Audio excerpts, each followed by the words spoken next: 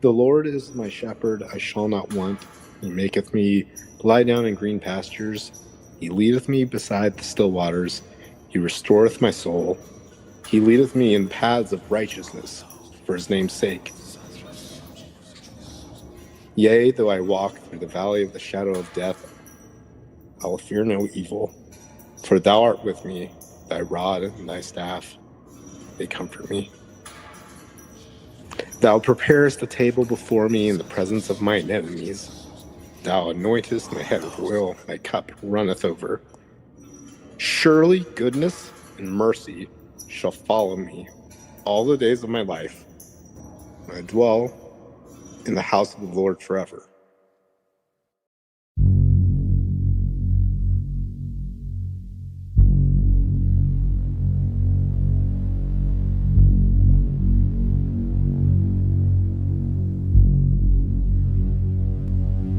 The sanctuary of Delphi is probably the most extraordinary of all ancient Greek sites. Delphi amazes all who visit it. This place is the center of the world.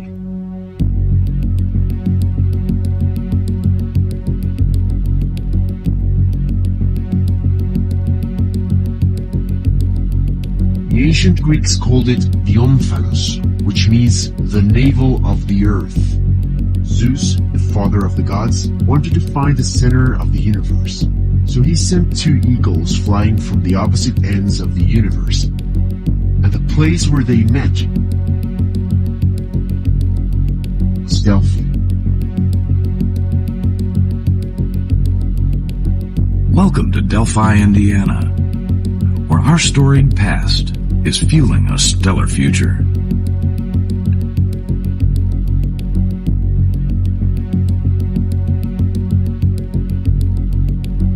Whenever and wherever human beings endure suffering and humiliation, sometimes we must interfere.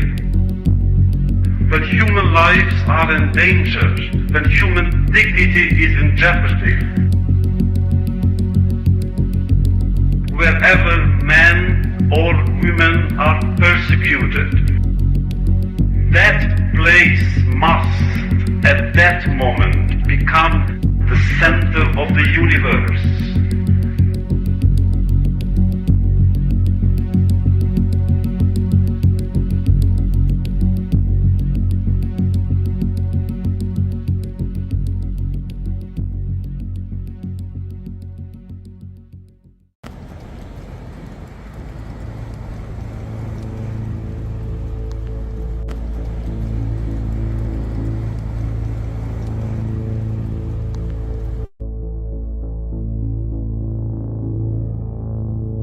I'm going to go on the record right now and say that they are trying to kill Rick Allen. Yeah. They want him to die. Yeah. It's like always like in and out, in and out. They don't want us to see it. Because he's my size. Chains and collars and leashes all over. It's all about optics. You don't have all of those people around Rick Allen because they want to keep everybody else safe. They don't want us to see Rick Allen. They don't want us to look at Rick Allen. They don't want us to see his face and his eyes. Remember when he came in June and he was all doped up and he was dissociative and he was experiencing psychosis from being tortured and starved and sleep deprived and probably withheld his medication. All of these things that they were doing to him so that he would show up looking like a zombie and couldn't protest or assist in his defense. Guess what? The eyes of the world are on them. They're not allowed to do that to him anymore, and they have tried to break him. And Rick Allen, he's not going to break. Look he has done a year in solitary confinement. A year. He's on the upside of things. Like if he's still alive, he's getting better every day. His attorneys get thrown off the case, and he turns to his wife and he says, "It's okay. You didn't break him. You're not going to break him. He's not guilty. Whatever they're trying to do, you're hip to it. It is not going to happen."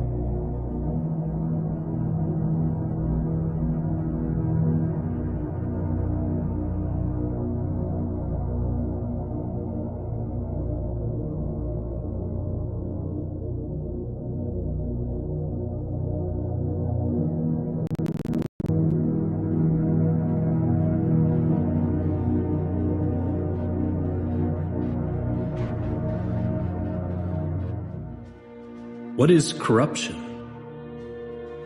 It is dishonest or fraudulent behavior, usually perpetrated by those in a position of power or authority. It is a betrayal by those entrusted to protect and serve all, to show favoritism to none, and to safeguard and uphold our inalienable rights to liberty and life. Corruption destroys trust, erodes goodness, and hardens the innocent, who suffer as a result. By its most basic definition, corruption is a departure from what is pure, what is correct, and what is true.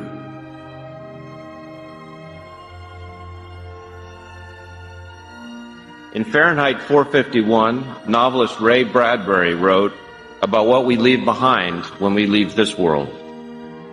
Everyone must leave something behind when he dies, my grandfather said. Something your hand touched some way so your soul has somewhere to go when you die. And when people look at that tree or that flower you planted, you are there. It doesn't matter much what you do, he said. So as long as you change something from the way it was before you touched it into something that's like you after you take your hands away.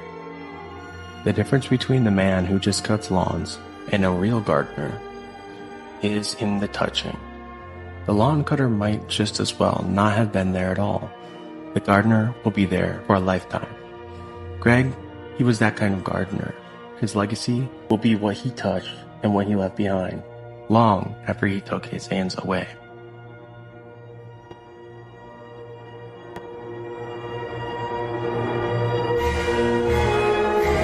So when it comes to corruption, there can be no compromise. It must be exposed and rejected at every turn. We cannot tiptoe toward justice, knocking once or twice, hoping that someone is home. Justice is a door that, when closed, must be kicked in.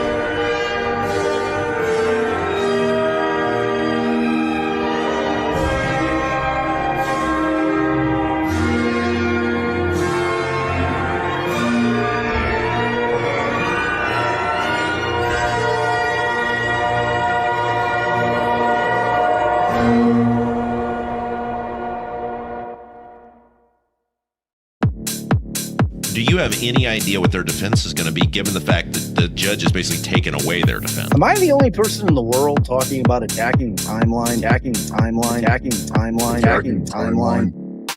Do you have any idea what their defense is going to be, given the fact that the judge has basically taken away their defense?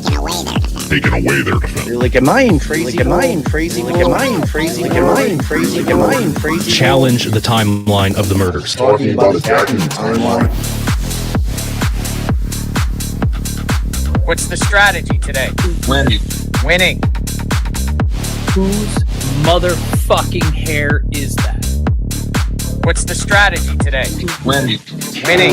The consensus has been challenge the timeline of the murders.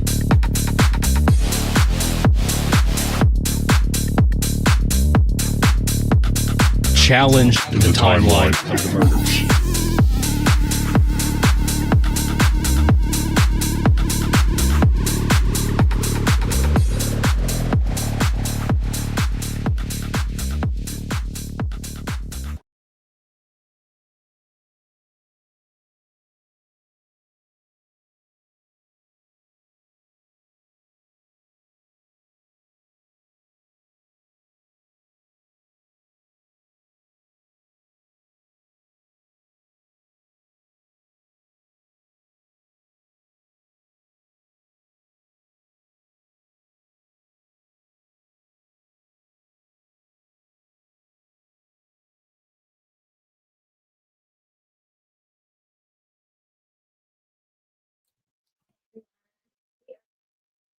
Thank you for being patient.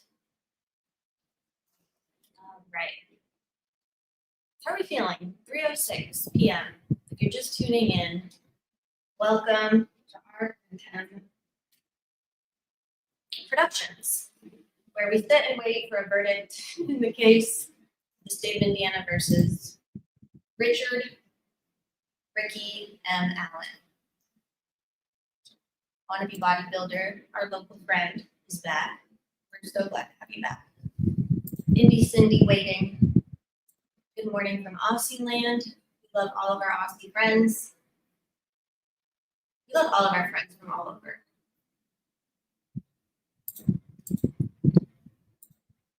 Joanna. Yeah, what time is it over there in Aussie land? I wonder.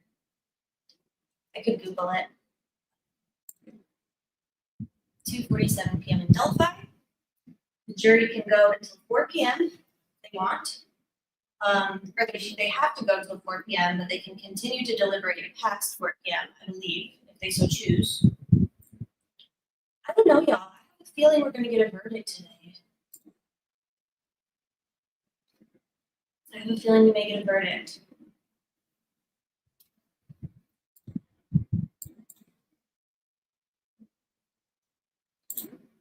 He looked like Bridge Guy on the old internet. Am I still Bridge Guy? I tried everything. I was on my hotspot and I was like, you know what? This is not working. This is not conducive to as neurodivergent as this community is. We did not need to be having glitchy internet on top of all of our other stress. Heidi says, I feel like I'm gonna puke. Me too, Heidi. Listening to Police Scanner, getting some buzz. Y'all, get your friends in here, invite your friends. I don't know. What does that normally mean? There's a DB, dude, can you actually I think I can do it on your Twitter. I can get our verdict block countdown going. What is this, DB?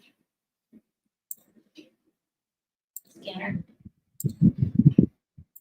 It's such FOMO when I need to get in the habit of pulling up YouTube. Hearing for a not guilty verdict, perhaps. Man, wouldn't that be something? I don't have much to say. I'm pretty much. Scotland looks beautiful. It does look beautiful.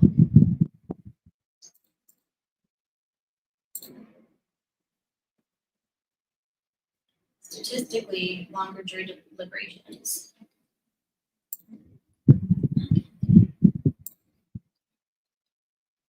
Well, I'll tell you what I am confident about.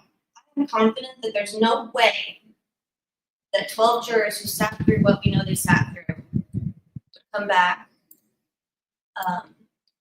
this quickly with a guilty verdict. That feels pretty unreasonable. However,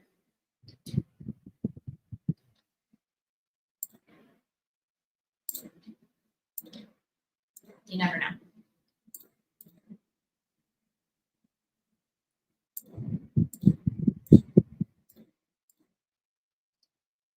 There's a way I could like scoot this over.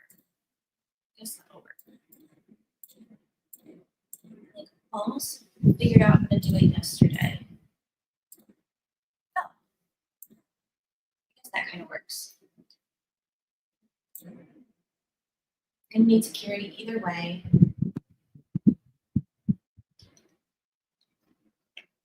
What color lights do we want today, y'all? Let's see. Hold on 1 second.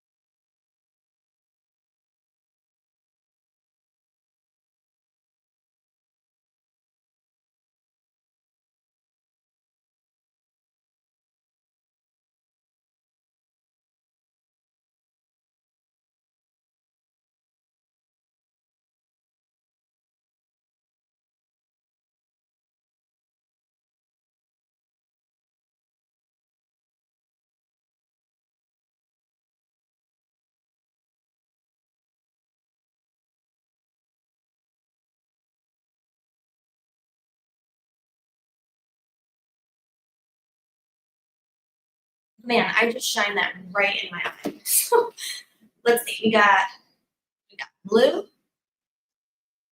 Should have been a hole. So we can go purple, purpley. First one I saw is purple for hope. Yes, purple, purple, purple it is, y'all. We're going purple. We are going purple. Is that purple enough? Works for me. Works for me. Does everyone think the verdict is today? Asks Steve. I do. I do have a feeling we're going to get a verdict today. I just have a feeling in my gut. Am I in a crazy world? Hey, Kat. Boone's favorite color? He has a rainbow collar on. He is an ally, but also I think that he likes, he doesn't discriminate. Let's see what Lan is up to.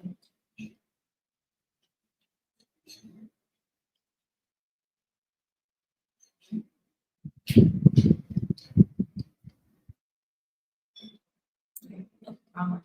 Here she is.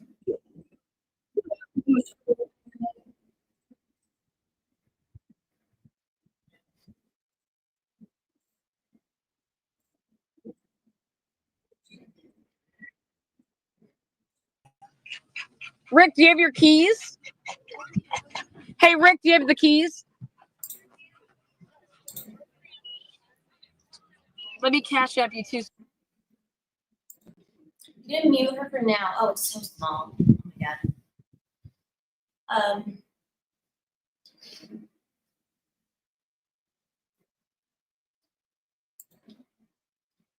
No. There's. So we are outside the courthouse right now, Atlanta. Truth and transparency. If you are not subscribed, go subscribe. Atlanta is in a Snaze U-Haul. That's amazing. Just logged in. Is there any results? Down the rabbit hole to hell. There are no results right now. There's no verdict in.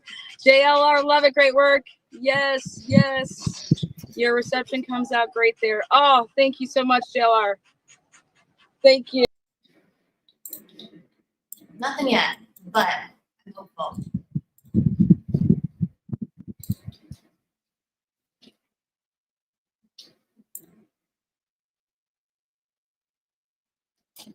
Right, let's get some energy up in here. How's everybody feeling? Kitty Bean says probably more security if it's a not guilty verdict. Yeah. You know, I take the position of like law enforcement in this case, Carroll County, you know, they're kind of like terminal uniqueness where they're like literally the center of the universe. It's not super kind and I want Rick now to be protected at all costs, period. I'm not quite seeing the like we haven't seen any threats. I think that despite every Judge Gold's efforts at every turn to turn this into like some kind of a Hunger Games scenario, we really haven't seen that. So, Gritty, I don't know where you're at, but you know that you have a standing invite. Skills dissociated. Same. Trying not to give myself like a migraine on top of it. Poll on lawyer you know, 2,000 votes. 45 to 50 say not guilty. 20% guilty, 33% say hung jury. Wow.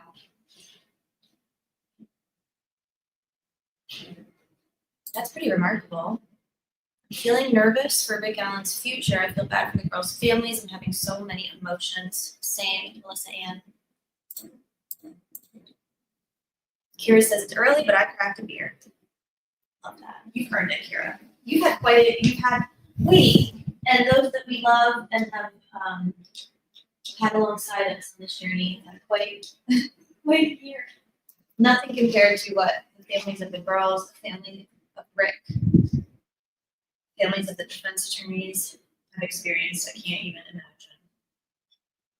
I don't know what Judge Gull has experienced, but I know that she's. Oh, I sent you the wrong one, maybe. But yes. Let me know if that works. If not, I don't.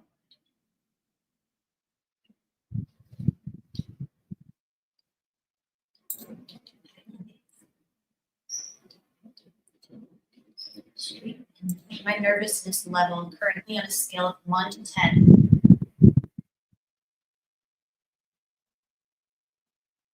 That's a good question. Nervousness. Nervousness. I'm anxious, as in like probably like a 5. Hi, Mama. Hey, beautiful. How you feeling? I'm feeling okay. Actually, I'm feeling pretty good. I just want I just want everybody to get an answer. I want this to move along, and I don't know. I'm having so many feelings. The waiting game is very excruciating. Like just sitting here, it's like pins and needles, Yes. waiting for it to come out. But this has really just been a long time coming. Yeah. So I really just hope and pray that the decision is the right one, and that Rick can be able to go home with his wife and his family. I know it sucks that if he is, found not guilty, he has to go back to that place just to be, processed out. I hate that for him. I hate that, like, knowing you even just having to go back there to get processed out is a lot, But yes, I know, Mama, I'm on the stream. Oh. My mom's pointing at the TV and she's like, "It says true great crime." And I was like, "I know, Mom, I'm on the stream." Your little one? My mom. Oh, your mom. Hi, Mom. Yeah, I take care of my mom full time. She had 3 strokes. And so I provide full-time care for her. She had those strokes in 2017. So I started taking care of her about a week and a half after my late husband was diagnosed with cancer. So like it all came at one time. He got diagnosed with cancer and then my mom had the 3 strokes back to back. So I took care of both of them, and my late husband ended up passing. And then, yeah, so still been taking care of her and doing the thing that needs to be done, It's a full-time job caring for a sick or aging loved one, parent. It is honestly, literally, I mean, anyone who's had to do it or has gotten the privilege to do it, either or, knows that it is a full-time job. It is. It's definitely a full-time job, but I wouldn't trade the experience for anything in the world. Everybody needs somebody to love them and take care of them. And, even yourself, you just want to know that when you can't do something, somebody's there to help you and to make sure that you're all right, and it's my job. She brought me into this world, and the best thing that I can do is just try to do the best by her, the best that I can. Yeah, absolutely. Mask says, "I'm sorry, I lost my first wife in 2014. She was 37. We have 3 kids. My boy was 4 when she died." Mask, I'm sorry for your loss. I'm happy you're here. Yeah, my late husband was 35, and he had 2 children. He had a 15-year-old and a 12-year-old when he passed away. Can't even imagine. Yeah, it's pretty rough. It's not easy to watch somebody that you care about deteriorate either, So how do you survive the seemingly unsurvivable? I just take it a day at a time. Yeah. Honestly, that's all that I can do is just take it one day at a time. Yeah. So that's what I do, and I miss him like the biggest thing in the world, but I know that he's not in pain anymore. And every time that I think of him, I send him love and light, and I'll see him again someday. So that's my take on it. It's beautiful. Thank you. I think a day at a time is really the only, yeah. And That's all that It's all that you can do, because there's no handbook to tell you how to feel and all of that stuff. So, when it happened, like, we knew that he was going to pass away. And the doctor had said, he has 2 to 6 weeks left to live, and he died 5 weeks later. And even at that given point in time, it didn't seem real when it was happening, like, even at the end, and I think the most craziest and morbid thing was having to make arrangements for him before he was even gone. It felt so weird and so morbid. I can't imagine that. Yeah. Not fun. Not fun. But I know that he's here. He's watching over me, and it'll be all right. It will be all right. You're tough. So, you're a tough lady. Well, thank you. Thank you. I try to be.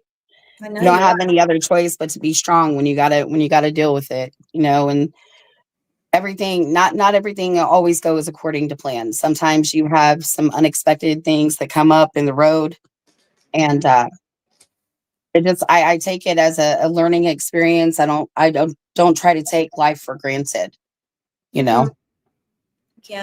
And I think a lot of people who probably follow true crime in general, but certainly people who follow this case, I think that a lot of us, people that I've gotten close to, tend to be people who have some depth of understanding and experience in their own life as to like the fragility, I guess, of life and the importance of justice. There is no justice in cancer. There's just not. There is no justice in sickness and tragedy. And so I feel like when it comes to the living people that we love, people who we don't even know, who are living, who are being hurt, we take it personally. Yeah, definitely. Definitely. I take it personally. I don't know. And I think that, when you experience those things, it changes you in many ways. And it really helps. It helps really in ways that you wouldn't think that it would. You learn to kind of see things from different point of views and different perspectives. So I'm grateful for the experiences that I have had in my life, because it's just given me a much better understanding, and it helps me to pause and to really just think about the things that you see and the things that you say and the things that you do, because those things are forever. Yep. Yeah, they are. So, and no, go ahead, Mama. Oh, I'm sorry. I was just going to say, I sent you some photos that were sent to me from the courthouse area. And so not only do they have those signs for Rick that are displayed on the wall, but Truth Seeker this morning took the time to make individual cardboard pieces of every single channel that has helped to cover Delphi, put all the information out there. So as a way that they can include that, I guess. And so there were a lot of channels that were listed and received all of their own recognition. R&M Productions was on there, Defense Diaries, The Prof, Crime Night, Julie Melvin, JLR, Truth and Transparency. My channel has been included in the list. There's quite a number of them that have been included. So I thought that was really interesting, and that maybe you could add that to your scrapbook of things going on there for trial. Yes. These are cool. Yeah. Let's see. I know Julie came on earlier, and I think that Truth Seeker and Company we're kind of in the Yes. process of making these, and now that they're done, we will definitely share and keep them forever and ever. Yes. That does feel like a cool way to be there and not there. Yeah, it is. Since we can't be there. Yeah. Definitely. And I thought it was a cool way for everybody to kind of see like all of the different information that everybody has been able to pull together and garner the different subjects. I think that it's important, and I think it gives people a way that they can actually go check out these other channels, maybe if they haven't been familiar with these channels before, that they can go in and they can see like, hey, you know, this is somebody that I might want to follow or identify with or anything like that. So I thought that was a really cool way to help commemorate to help commemorate that, so it feels like everybody's there. So yeah. And then everybody's just kind of like waiting around. I've got a couple of friends that are down there right now, like waiting. So as soon as something comes in, I've been told that I will definitely like get the 411 immediately. So Okay. yeah. What's the And vibe? then, well, when I spoke to my friends, they said that the minute that I spoke to them, that the police were kind of starting to move around and bustle for a little bit. They saw some juror vans for just a split second. So they weren't sure like what was really going on with that. There was the talk about, you know, that the jury is probably coming to a verdict fairly soon. So they were trying to get some things, you know, situated there. But again, like they're still waiting outside too. So Yeah. there's whispers. All we can do is wait. All we can do is wait. That's All it. we can do is wait. Well, are you gonna hang out for a bit, or you got somewhere to be? No, I'm here. I can hang out with you or whatever it is.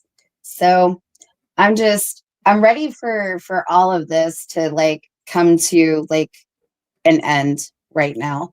I know it doesn't necessarily like come to a full end, you know, because there's still so much more that has to be done. Yeah. In regards to obviously not just this case, but like a lot of other things in general.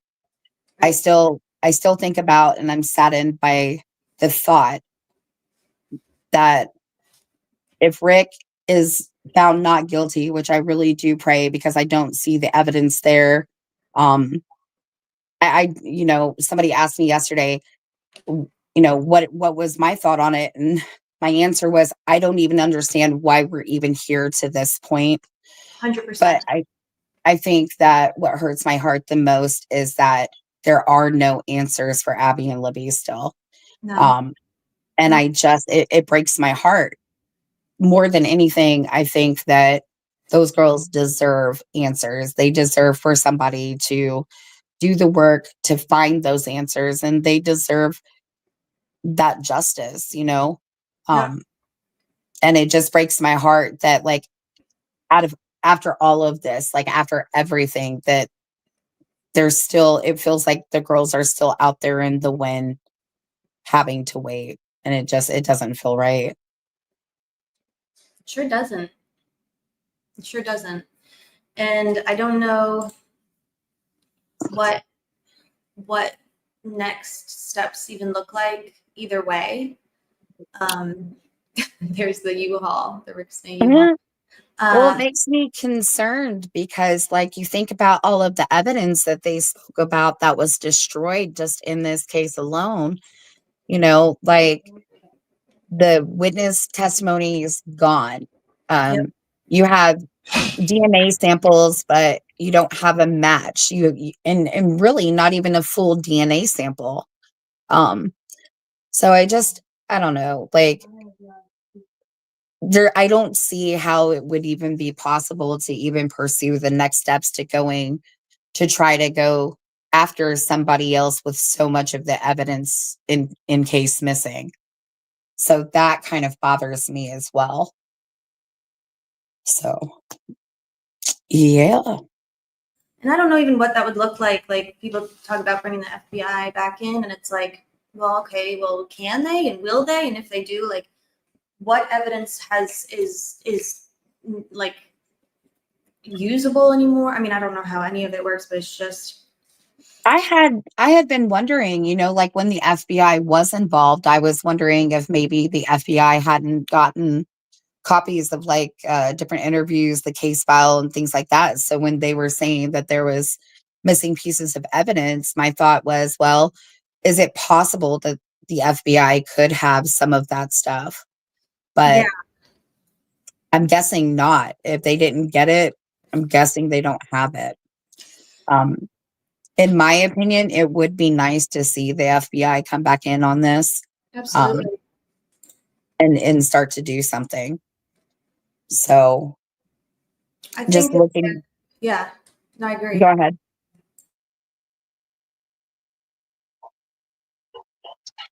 Go ahead. I don't want to talk over you. I'm sorry.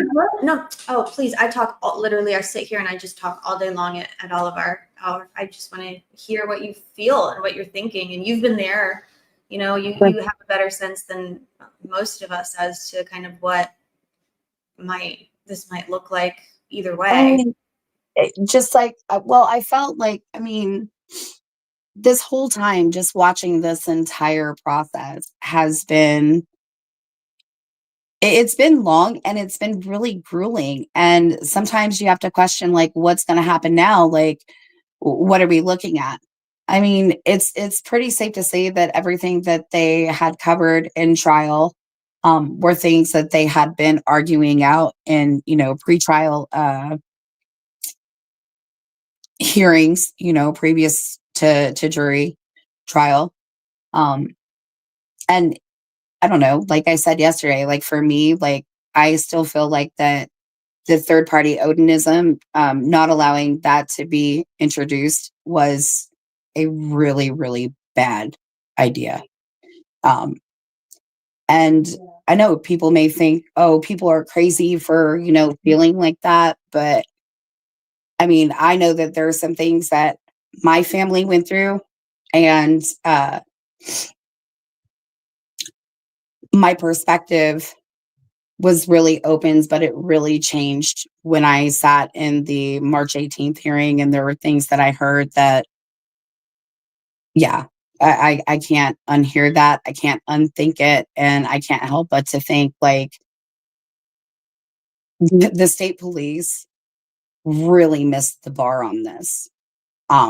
Because this does tie into a much larger, a much more serious narrative than they're even willing to even admit to the public, let alone admit to themselves. And if they had admitted it to themselves, they probably wouldn't be in the position that they're in if people like actually really dug in and looked into things. Yeah, it's not good. Yeah. So yeah, I guess, for me, like one of the perspectives that I look at is the groups, the anti-Semitism groups and things of that nature. I haven't shared it very often with anybody at all. But in 2018, there was an incident. My daughter was 17 years old and she was married to a 21-year-old guy. They had been married like 2 weeks. They'd been dating for, a couple years, and they got married, and they had been running around going to the different Trump rallies and things of that nature. And they ended up getting like having, met people and things like that. Well, some of the groups of people that they met were involved in groups of anti-Semitism. And so they wanted to initiate my daughter and her ex-husband. So they were tasked with committing an act of vandalism on a synagogue in Carmel, Indiana. They were both arrested. My ex-son-in-law got 3 years probation. My daughter did 2 years probation. And it was a big thing. They talked about actually trying to, formulate the hate law here in the state of Indiana, because the state of Indiana did not have a hate crime law. And so it's crazy. Like, I don't condone anything that they did. I don't understand like why somebody would want to do something like that. But, I understand that peer pressure and things like that, a lot of things play into that. So while my daughter was going through litigation, there were KKK flyers that were printed up, and my daughter's address was put on that KKK flyer, and it was dropped in her yard. And it just so happened that one of the men that were arrested and charged with helping to make those KKK flyers, one of those men's name was mentioned at the March 18th hearing. So for me, like, people can sit here and they can say, this is absolute nonsense. This is crazy. It's not crazy. And these are things that they affect real people. They affect real lives. And it really just ties into like this whole bigger issue and this bigger narrative. Never in a million years did I think that these two issues would even tie into one another. But in my opinion, after sitting in that hearing and hearing that name of that person, it really, like, it sent chills down my spine. And it was, and to me, it's like, what do you think? How do you process this now that you know this information? And I don't know, like, I've really kind of kept quiet about it. I've not really shared that experience with anybody. But for me, like, I was very disappointed for the third party defense not move forward, because on my own, like, I really am interested in seeking and finding answers about this. So. Absolutely. And I don't know if you can see the chat, but you're getting a lot of support. A lot of people are very grateful for you opening up about it, saying things like, thank you for opening up. We don't judge you. Thank you for sharing. You. Oh my God. Lots of OMG. Yeah. Yeah. I mean, imagine, like, as you're sitting there and you're taking notes, because like I try to like turn off all of my like thought processes and things like that when I'm taking notes. I just kind of like go with the flow and just let it come out. Mm-hmm. And when they started talking about that, I was like, what in the world? Like, you can't stop. You can't take the time to react. But afterwards, it's like, what does this really mean? What does this all mean? Yeah. Right. Right. And it just kind of speaks to, like, just because we may be swept up in something or get caught up in something that we either don't understand or yes. It certainly doesn't mean that we're irredeemable. It certainly does not mean that, nothing is ever too far gone. I mean, look at this case even. Look at how the tides have kind of changed and turned even in the past year, not just about Rick's guilt or innocence, but just about the investigation and the possibility of corruptions and it's the possibility of a lot more, because you think about what this means. I mean, this is not just some piddly little small ordeal. This is a big problem, especially here in the state of Indiana. It's an enormous problem. It affects everybody statewide across the board. And I think about, the impact that it has on families, on children, the future of our youth, because, there is a possibility that this could happen to any single person, any single one of us. Nobody is what is the word? Nobody is like an exception, you know what I mean, to this possibly being something that happens. And it is really a real issue. Um, and it's important for people to understand and be informed about how this is impacting, what this could do to your communities. Um, and like I said, there's been a lot of like hate and critique across the board amongst people.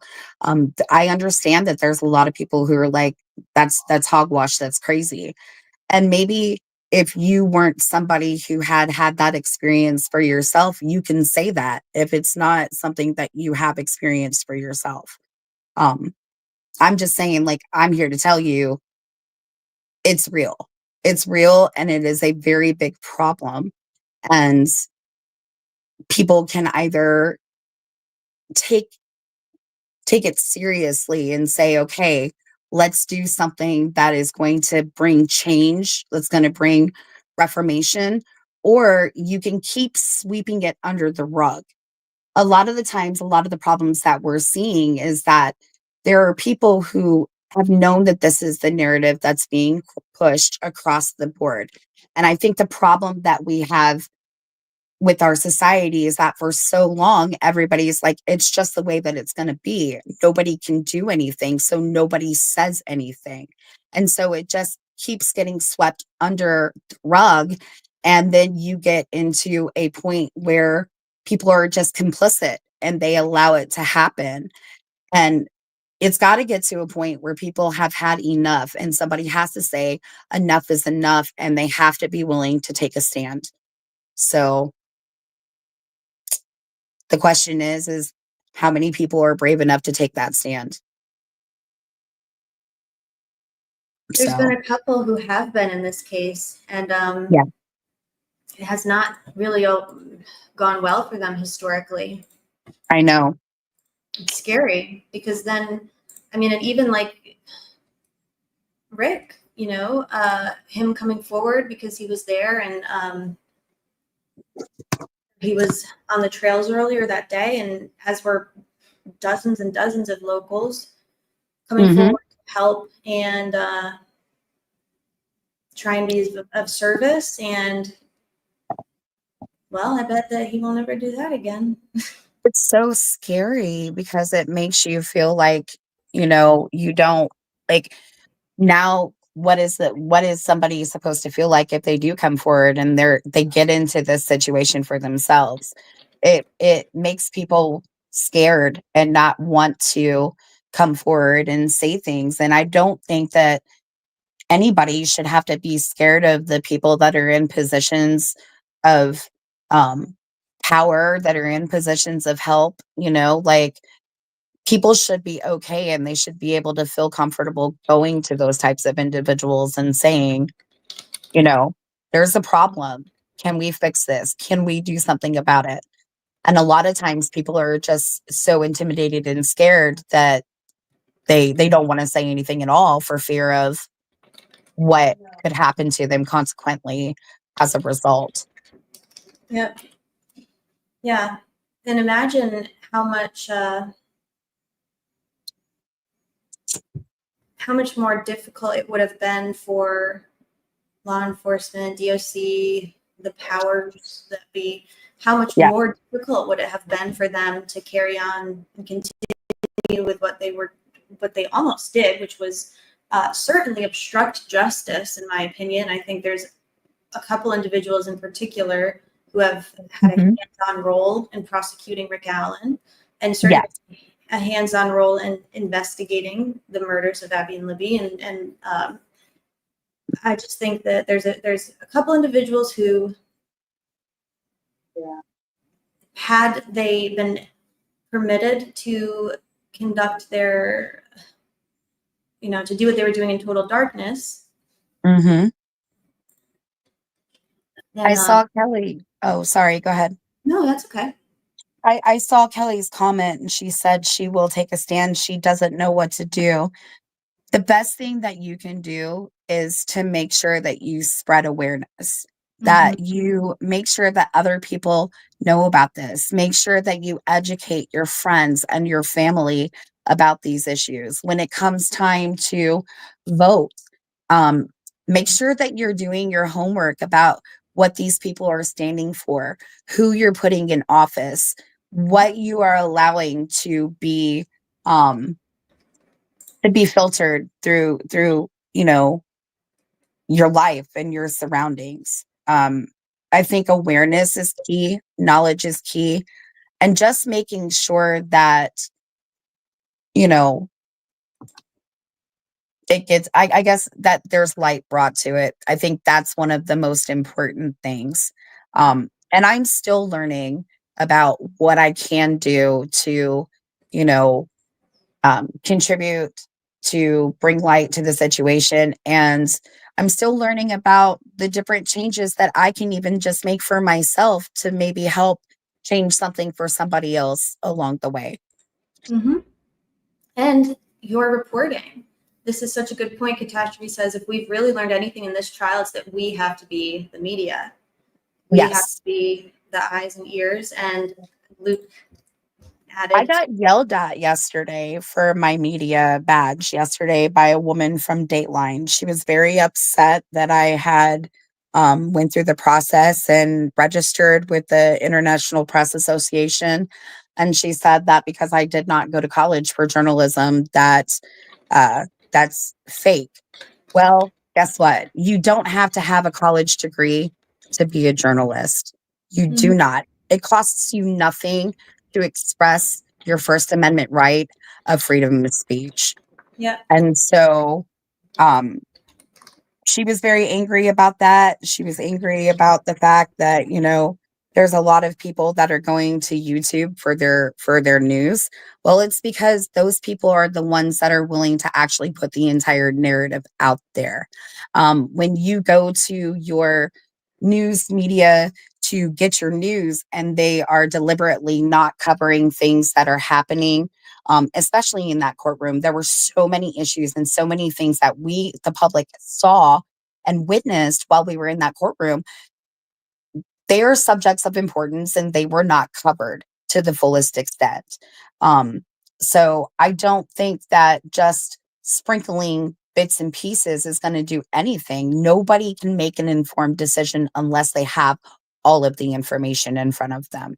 And that includes the jury, unfortunately, which is why this has been so scary to watch. All of the evidence that has been kept and hidden from the jury, who are supposed to be, we're entrusting them with making a decision, and a decision that will affect certainly Rick's life, the defendant's life forever, and their family and loved ones.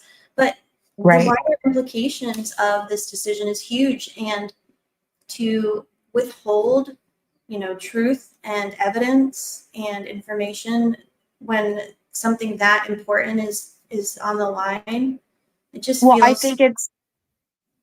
Yeah, it feels bad, and it sucks. And why get mad at somebody else because they're willing to bring out the information that you're not willing to put out there?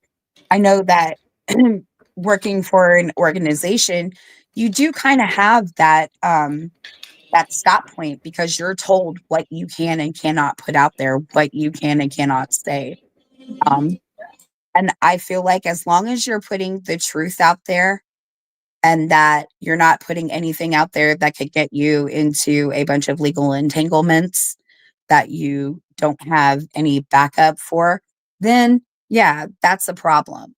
But I don't see anything wrong with bringing out the truth, the facts, and letting people know what is happening. I don't see a problem with that. Well, and also it's important to understand the difference. Lana just heard it at the courthouse. Okay, so Truth and Transparency is reporting that now they've changed it to a 2-hour notification. So a jury is reached, and I guess prior to this, there was going to be a 10-minute between the verdict and notification to the public, and now I guess it's a 2-hour. Oh. Did you hear anything like that, Gritty? Yeah, I just actually got a text message from somebody updating me that they said it was going to be a 2-hour wait once they get the verdict in. they have to logistically do some moving around to make that happen too. Okay, so we won't For even know. security purposes. No, we're not going to know, and it has to do completely with security. They have to make sure that everybody there, the families, the defendant, everybody is protected, that they can make sure that nobody is going to do some foul stuff there. So they're definitely like tight and big on the security of this case, like the security of everything. They've had quite a bit of unmarked cars, uniformed officers, men in suits, everybody around there. So, and it's understandable that they have to have that security and make sure. It's sad that people have perpetrated statements of threats against other individuals. That should not be happening, but I am glad that they have made the effort at least to provide the security measures that would be appropriately needed in this case. Absolutely. Well, and so would that mean that, oh, hey, DB. So would that mean that they may have a verdict, but we won't know until, right? Or are they going to say there's a verdict and then we wait 2 hours? Like, I don't really know what that even means. Well, basically, with the 10 minutes, it's like if the verdict came back, that everybody would have to be back in the courthouse in 10 minutes. But what that tells me logistically is that they would have to move somebody from where they're being held to that courthouse. And if you think about it, that's a 56-minute commute from the Cass County Jail to the courthouse. So they have to logistically be ready to move him, bring him there, get him into that building without any security issues, and then also, take care of what they got to take care of concerning the jury and the family members as well. So I thought that he would be held there at the courthouse, during the time, like during deliberations, but I guess that is not what is happening at the moment.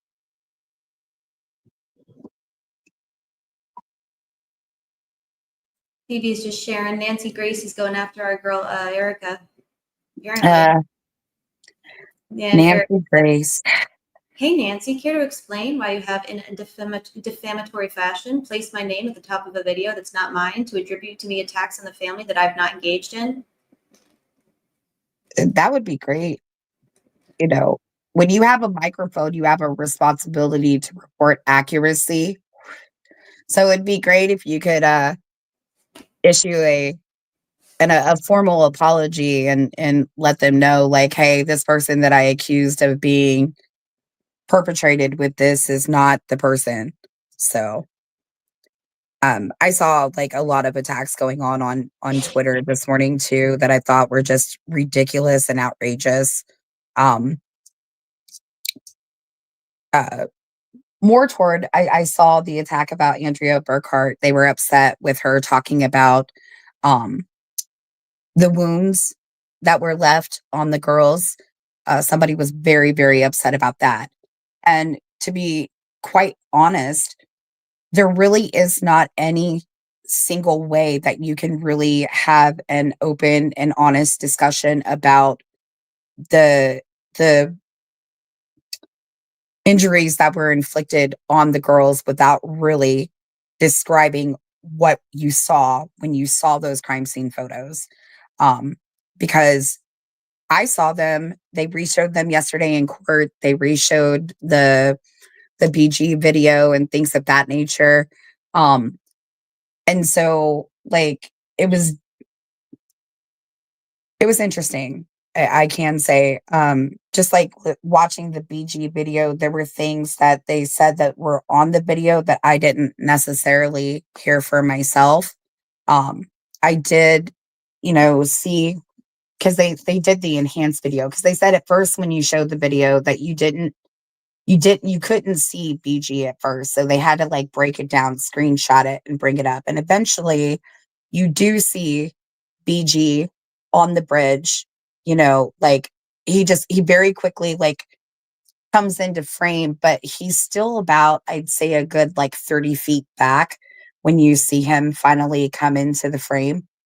On the video, I heard Libby say that there wasn't a trail. Like she told Abby, there's not a trail at the end of the bridge. And I did hear the words of the man saying down the hill. Like you did hear those words down the hill.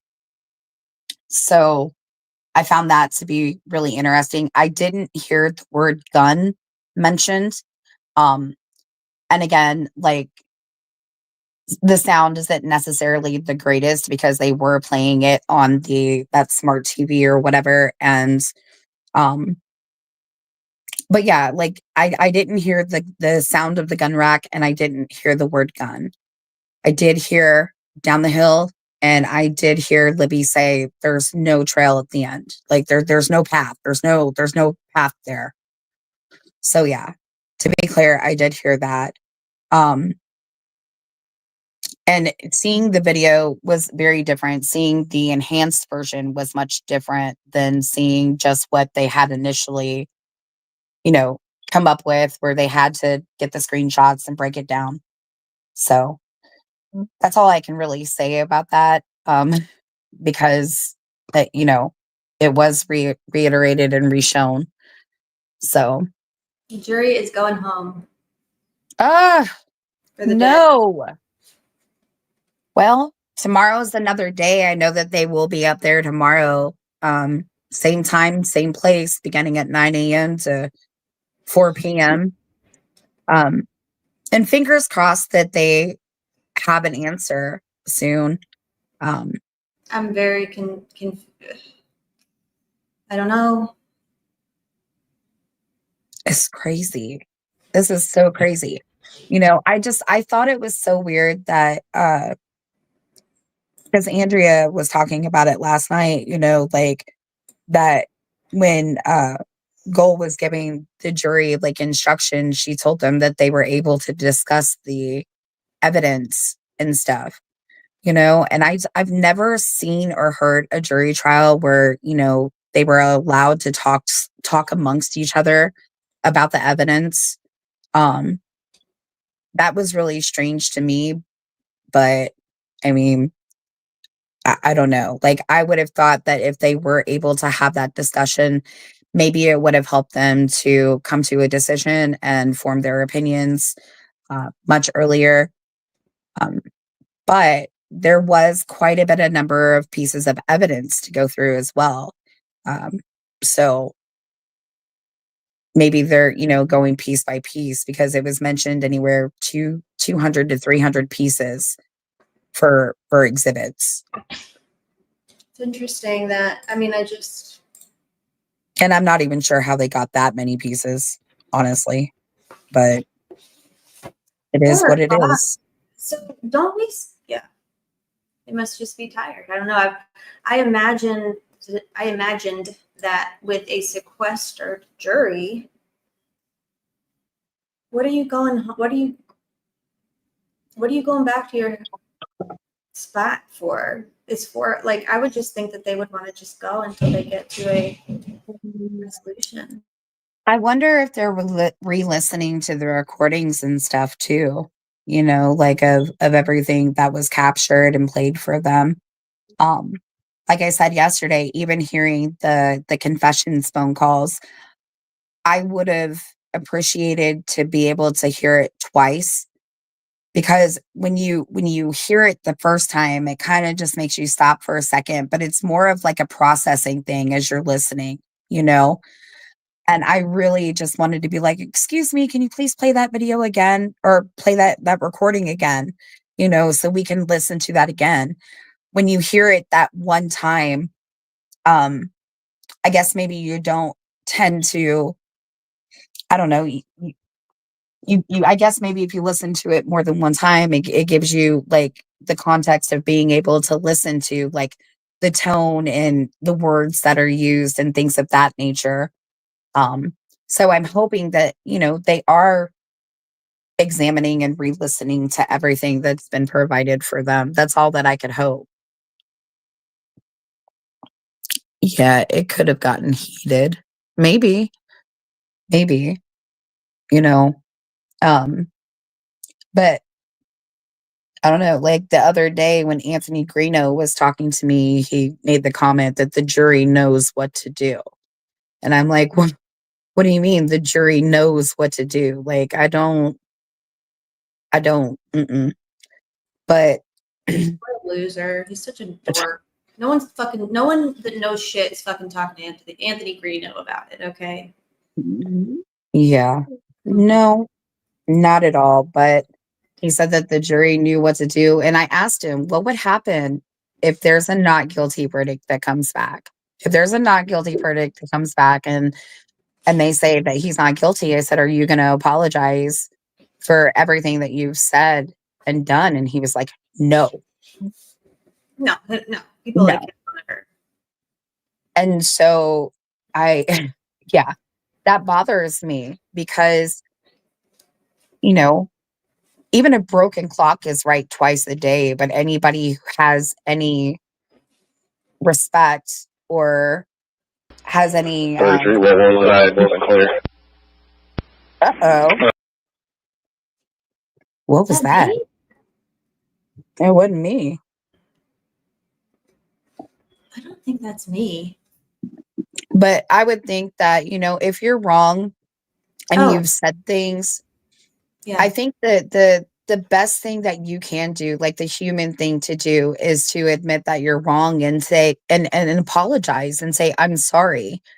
If you can't do that, and then I don't know what to do for you. And I told him, I was like, well, so much for you saying that you're changing and you're turning a new leaf, Vehicle is at their phone pronto following the jury.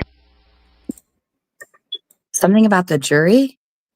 I'm trying to see. I'm about to play it. Should I play that, DB? It made me nervous because I didn't know if you meant it. Okay. Okay. Never mind. No? Yes. No, sorry.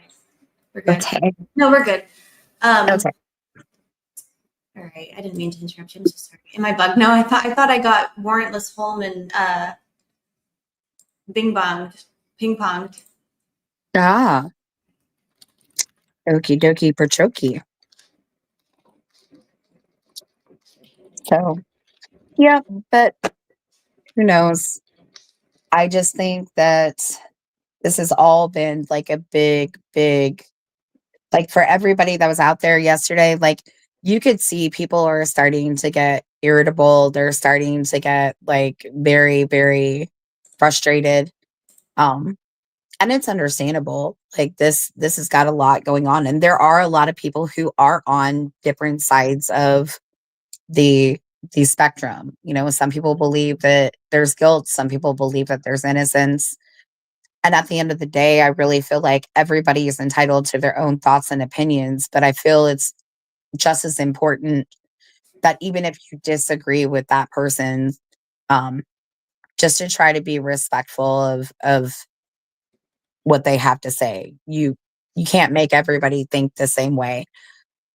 And I'm glad that not everybody thinks the same way, because somebody else may have a thought or a perspective that maybe that other person didn't think about to consider.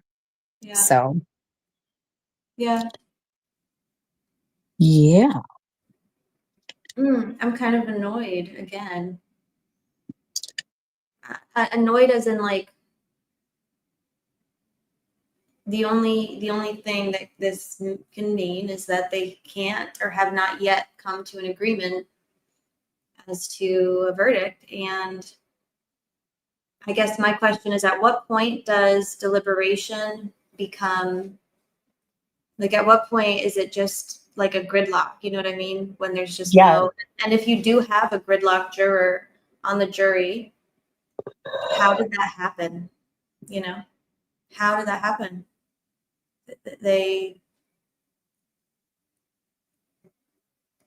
I don't know. Like a jury is unpredictable though. I mean, you could have like you could have an impression that maybe as you're seeing things that it could go one way and it could go completely the opposite way. I don't know. Maybe this I just jury hates all their families and doesn't want to go home, so they're just trying to. I'm kidding. I don't think so. It I don't just know. so tomorrow's Saturday. So do they deliberate all day Saturday? Yeah, they were told that there would be deliberations on Saturday. Is it another 9 to 12 bullshit, or is it all I day? believe it would be 9 to 12. It's the half day. It would be the half day, I want to say. Because they said that because the court only goes from 9 a.m. to 12 p.m. on Saturdays. So it's a half day on Saturdays. So they did say that they would deliberate on Saturday. Somebody had mentioned the day Sunday, but I didn't think that Sunday would be a viable day. I just figured that they would allow them to obviously have the day off as previously has been happening, and that they would start again on Monday. I hope it's 9 to 4 during 9 to 4, 6 days a week. I hope 9 to 4 during deliberation. Oh, 9 to 4. Okay. Because it says then, let's see, Monday is a holiday. So they're off on Sundays.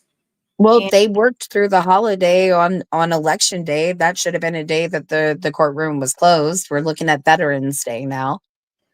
I mean, is Goal going to make them come back on that holiday? Who knows? I don't know.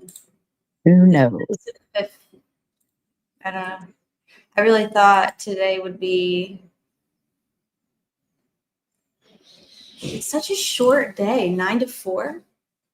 It feels like the time has just been flying by today, honestly. To me, it doesn't even feel like it's been a full day. It does not feel that it's already 4:08 in the afternoon. By the time they get there, it's 10, 15, 20 after 9. What time do they actually start deliberating? They take an hour. wasn't clear. What? Let's see, it's a scanner audio. Yeah, but I'm trying to figure out what he said. I'm going to start it over. I'll start it over. Okay. 33, wasn't clear. Vehicle has got their phone prompts up following the jury. Okay. The white unit's got the tail end of this.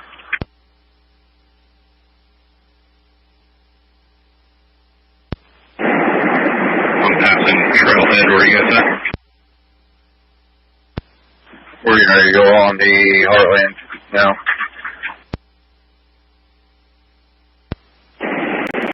What's the make and model of that vehicle? The black Jeep. They're turning southbound now.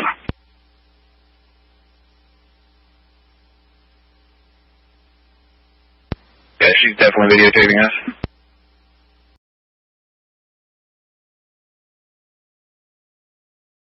Damn. It's not a crime for them to be videotaped. But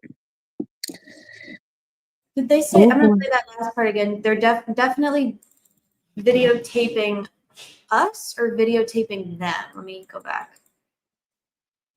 33, wasn't clear. Vehicle has got their phone prompts up following the jury. Oh. Okay. They've got their phone propped up and they're following the jury. Following the jury. Okay. Yeah, no, that's not okay. But maybe they're just driving with their phone on when they have a GPS and a fucking pop socket on their car. How do you know they're following the jury? How do you know they're filming the jury? Let's see. The white unit's got the tail end of this.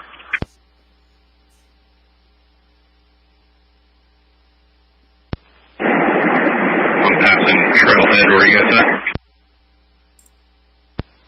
We're getting ready to go on the Heartland now. What's the make and model of that vehicle? The black Jeep. They're turning southbound now.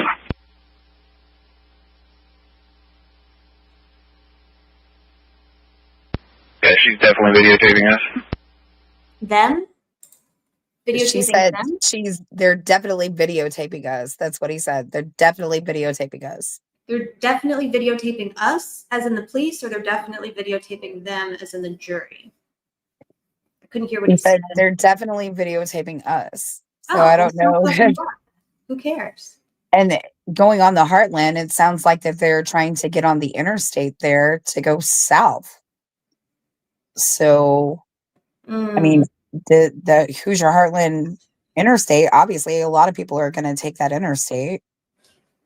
If But I'm in my car and I have a dash cam in my car and it happens to catch the convoy going by, that's not illegal. If I have a pop socket or a phone mount on my car and it happens to look like I'm filming, but I'm not, you can't pull me over. I'm not doing anything illegal. Like, how do they know that they're, here's my thing. I need more information. Are they paranoid, or is someone actually following a jury? Either way, it's nonsensical and insane, and all the more reason why are you going home at 4:00? Just stay and finish your fucking job. That's how I feel. We know these police love to freak the fuck out. well, they're looking for a reason to have to enforce some things. Yeah, of course they are. Definitely see that, like, even out there the other night with the incident that happened the other night. It really wasn't necessary to have as many officers that responded to this scene. They're bored or something. I don't know. They're ready for action. Definitely. That's so like, haven't they, like, I just want to like sit them down and be like, haven't y'all done enough with your paranoid, delusional self-importance and your vigilante excessive use of force at all turns? Haven't y'all done enough? Haven't y'all caused enough fucking chaos in this place and and around it? Like, get real. Brad Holder drives a black Jeep. He posted on Facebook October 28th. Brett Rowe. Dash cam, not illegal. Driving, not illegal. Right. Wish Well, they paid this much attention to the evidence. They're very special, though. we'll see if they start talking to people about being followed, Yeah, they because can. I'm sure that they will, like, make sure that that gets mentioned to somebody in the media. They will make sure to whisper that in somebody's ear if it is something viable. I'm sure of it. Mm-hmm. Stop for operating your phone while driving in Indiana. Right. Right. Oh, are you allowed to operate your phone while driving? He's asking. That's why I'm recording it. Yeah. I mean, as far as I know, you're not allowed to, like, text on the phone and stuff like that, but I don't, like, have a good camera up on your phone, on your car and stuff. That's not illegal. Not to my knowledge, it isn't. Criminality says jury will be back tomorrow at 10 a.m. Ooh. Why? Oh, wait, but Kit Hanley says 9 a.m. for day 3 of deliberation. I wonder why we're saying 10 a.m. Probably because by the time they get everybody lined up, sectioned off into the courtroom, and they're ready to start court, it still takes them, after they go through all of the whatever they have to go through for the day, if the court has to be addressed and things like that, you're still sitting there waiting. Like, yes, we waited. Let's see. Goal was in the courtroom at like 8:45 in the morning, before she put her robes on to get on the bench. And let's see, I do have a note of the time that the jury came into the courtroom yesterday. What is it, Dexter? The Delphi jury was unable to reach a verdict on the first full day of deliberation. They've called it a night and will reconvene tomorrow at 10 a.m. They have deliberated for 9 hours so far. 9 hours, 2 days, and just 9 hours. They're going to They're gonna drag this out for fucking ever. Kelly says they pulled a few people over today for turn signal. I went there around 2. I didn't get pulled over myself.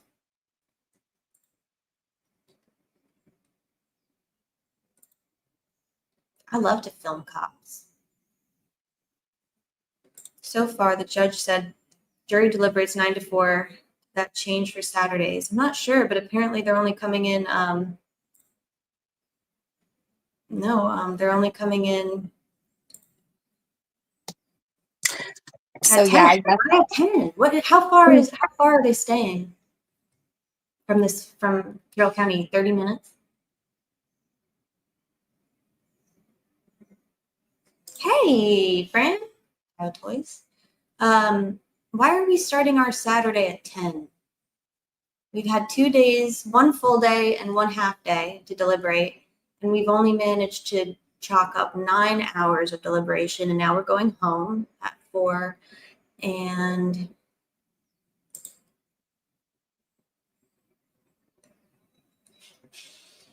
seems an awful lot like they could just do better, do more, stay. Yeah, why are we going home? I don't understand why we're going home at 4. I know I'm being a bitch about it, but like, if we're starting at 10, we're probably going to stay till 4. But like, why don't we stay till we fucking come to a decision?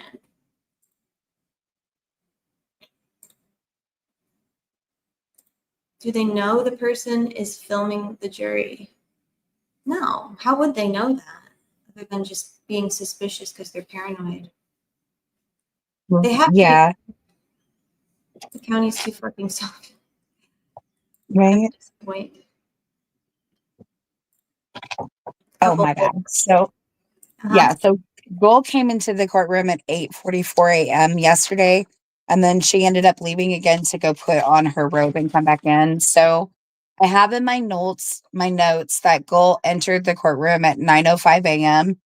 and then everybody had to all rise and stand for the jury at 9:08 a.m. yesterday.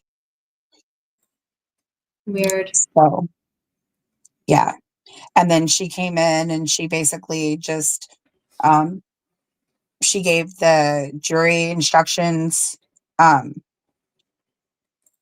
So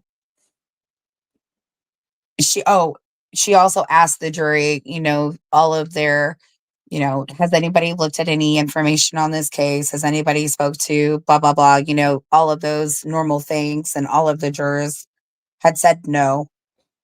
And then she explained how the open and closing looked for the final arguments. She'd said when the state gives their argument, we're going to take a break, then come back, and the defense will give their argument, take a break, and then the rebuttal. So that's how she did it yesterday.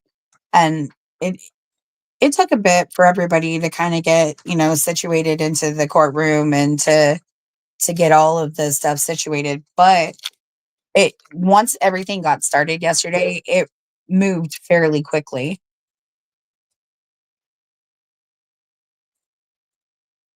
This would drive me insane if I were a juror, and this is the pace at which we fucking moved shit along. This would drive me fucking nuts. I would want to start my day at fucking 7, go until we get an answer. If I was on the jury, this would be my nightmare. They move like molasses, like just exactly.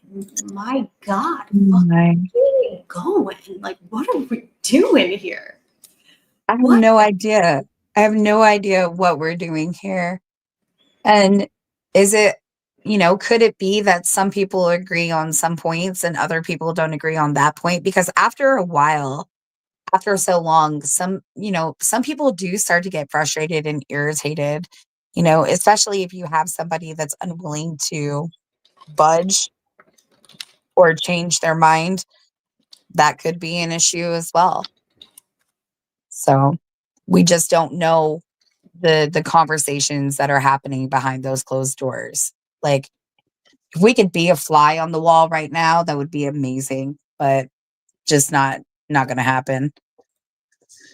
The other thing is I would never change my decision if I thought he was not guilty. I would dig in. Yeah, I would be the one motherfucker that would hang the jury. But if this case results in a hung jury,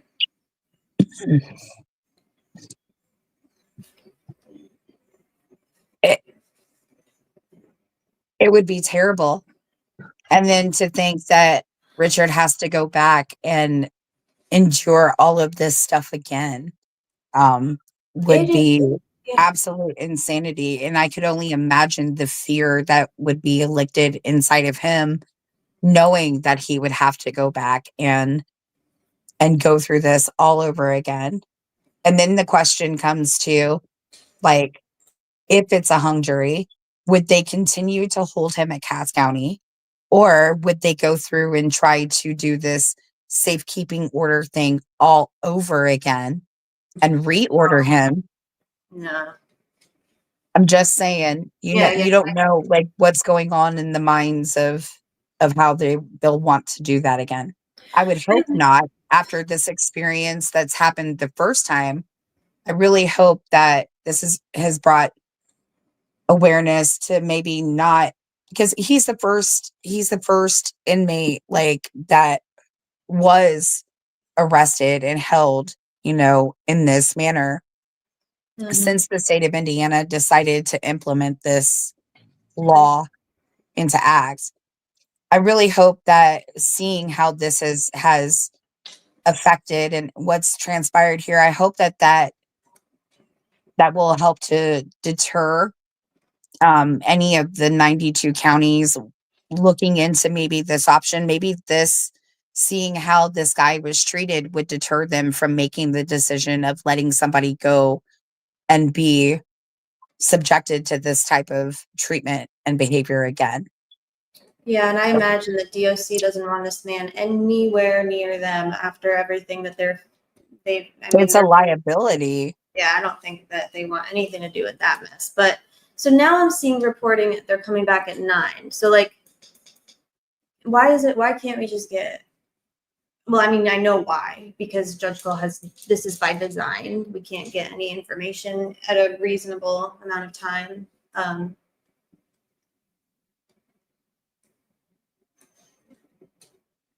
But it's just interesting. I'm seeing now still no verdict in Delphi.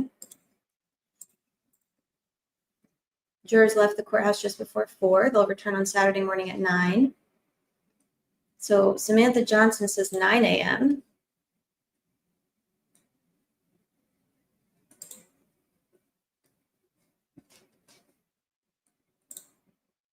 What else are we saying?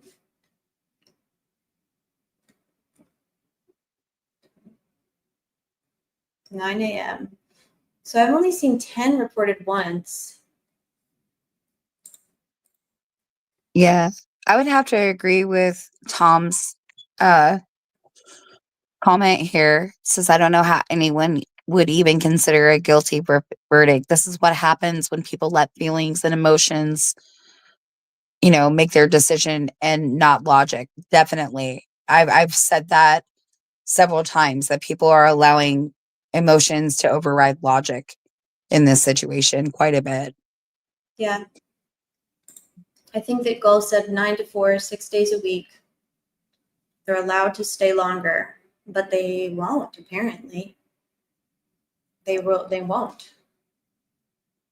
If we think it will be a long night for us, I can't imagine what Rick and Kat. Every day, then this is what I'm so pissed that, like, this case is unique because they designed it that way. Rick is not so special that he's unique.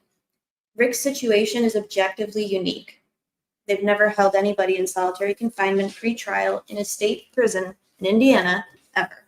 They designed it this way. They did it this way. They brought this upon themselves. So now there is that much more of the implication of going home before 4 o'clock again, when that means that Rick has to go back to jail.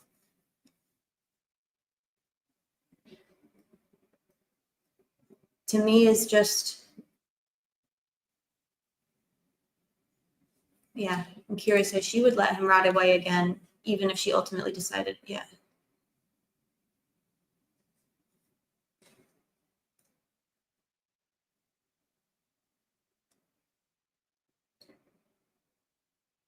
So therapists can get fired for accessing law enforcement info on a case and sharing it online, and we don't think she fed that to her client for personal gain. Absolutely, Jamie. I totally think that that's what happened. Especially the timing of, that information getting out into the public realm via certain creators, and what we now know about the timeline of events. We have a lot. I mean, that's very concerning. My little dog is under the bed, and you're sitting here talking about this, and he's barking as if he is in agreement with what you were saying. He is. He totally He's is. like, you're like talking about it, and he's like, woof, woof. Oh, Yeah. oh, you're letting her know? He wants to be heard. He wants his voice to be heard. And he's always got an opinion. He'll make it heard. Definitely. But he was barking as if he was in agreement. Well, good. Then he could hang. Yeah. Well, I'm sure Dexter would love to hang with you. Is his name Dexter? That's sweet. Yeah, I have my beagle's name is Dexter, and I have a Siberian Husky, and her name is Aurora. That's a beautiful name. Thank you. Aurora. We're dog people in this chat. Mine is doing what he does, snoozing. Aw. I just recently rehomed the third dog that I had. He was a Beagle Great Dane mix. And he's a great doggy, but him and Dexter, they were trying to out alpha each other. So that wasn't going to work there. But I did find him a great home and, somebody who had a really big house with a nice yard. And so and they have kids, and I think that he'll be a happy guy. So his name was Bernard. Bernard, I like that. I love when animals are named after like people names, Yes. Cute. Looks like law enforcement's on a mission to gather intel on who all is present at the courthouse to protest, etc.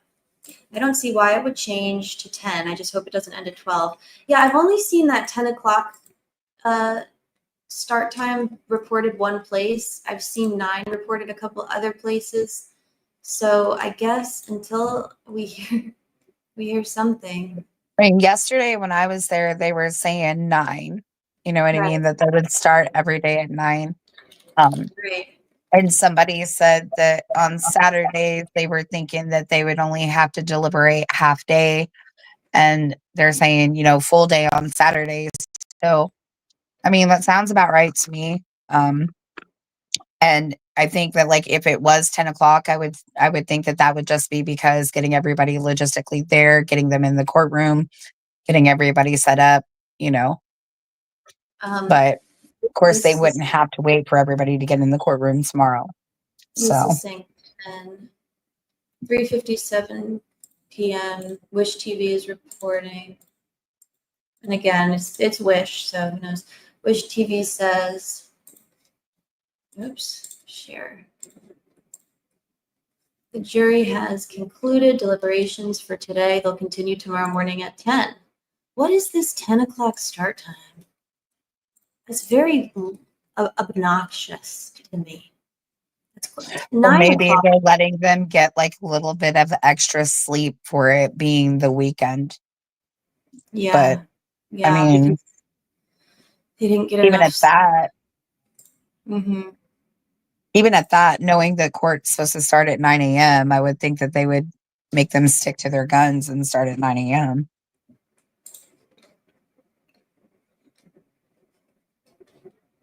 Even 9 o'clock start time is like kind of like late. So why are we?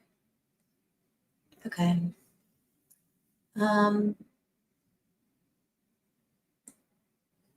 I guess that's our only update. What's the other one? WTHR? Is that Bob's?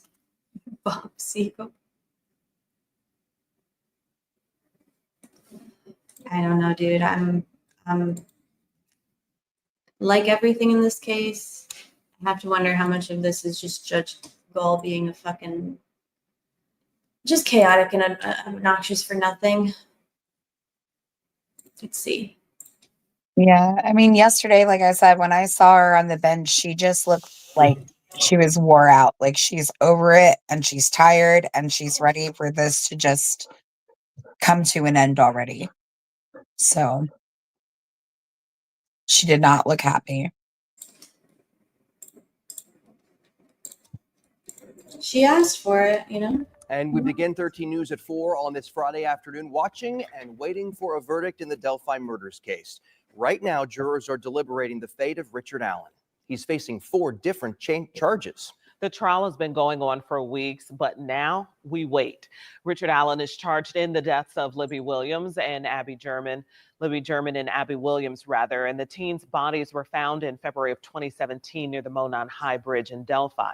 Senior investigative reporter Bob Siegel and 13 News reporter Emily Longnecker are live outside the Carroll County Courthouse. And they've been there since day one. What is the status of this jury right now? We can tell you that we will not have a verdict coming down today. Emily and I have been out here waiting all day with a whole lot of other folks as well, but just about 7-8 minutes ago, the jury left the Carroll County Courthouse here behind us on the far corner, and they left the courthouse after about 7 hours of deliberations. They got here a little bit before 9. They left a little bit before 4. So 7 hours today, 2 hours yesterday, about 9 hours of deliberations so far to really weigh through a lot of evidence, a lot of testimony. This jury has heard from 64 separate witnesses. We had 387 exhibits, over 17 days of testimony. It's not shocking that here, after just essentially a full day of deliberations, that we do not have a verdict yet, but we're not allowed inside. The jury is inside the courthouse, up on the 3rd floor when they are inside in the jury room deliberating. The media, the public, all of us kept outside. So clearly we're not a part of those deliberations, Emily, but while they're inside, there's a lot going on out here. I mean, there's a lot going on out here, Bob. I would say, about 60 to 70 people we've counted throughout the day. Some media folks, some folks from the town of Delphi, some folks from all across the United States that have actually come here to watch this trial, to possibly be here when a jury hands down a decision. You know, from the very beginning, since this happened almost 8 years ago, people in this town would say today is the day. The families of Abby and Libby would say today is the day. And at that time,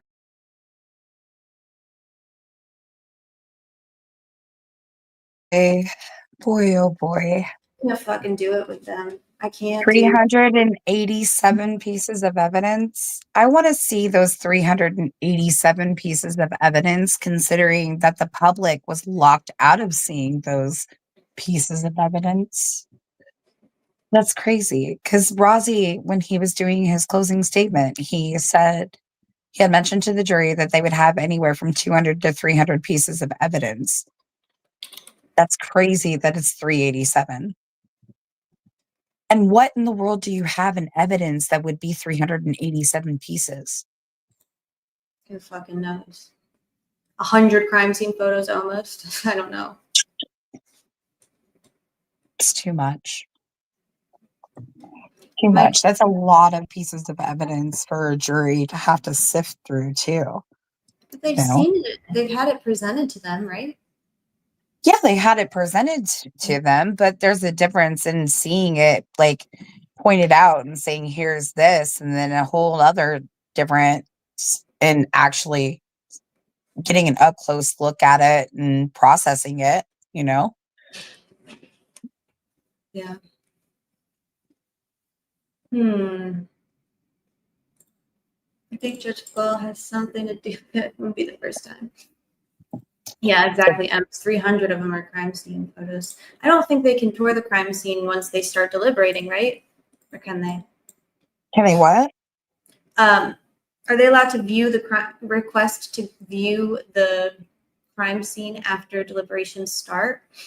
Yeah, all of the evidence, they're supposed to be, that's when they're supposed to be able to ask for the different pieces of evidence and look at the different pieces of evidence is during the deliberation stage. Yeah. That's their time to actually go over and process all of it. So I don't know, like some of some of the recordings that they played were very lengthy, a couple hours in length, 3 hours in length, some of them. So if they even re-listen to those, that's a long time of having to re-listen to a lot of different audios. Then you have the videos, right, that were presented to them. That takes a lot of time as well. I'm just having such a hard time understanding, like, I'm thinking, what could the hang up be? What piece of evidence could they have been shown? Or what piece of evidence could a juror or the jury be stuck on in this case that is like so damning or even suggestive of guilt in any way? What? The jury asked us to write down? Where did you see that? Where's everybody getting their news? Court TV? Let's see. Let's pull up. That would probably be on X, Yeah. I would think. Yep.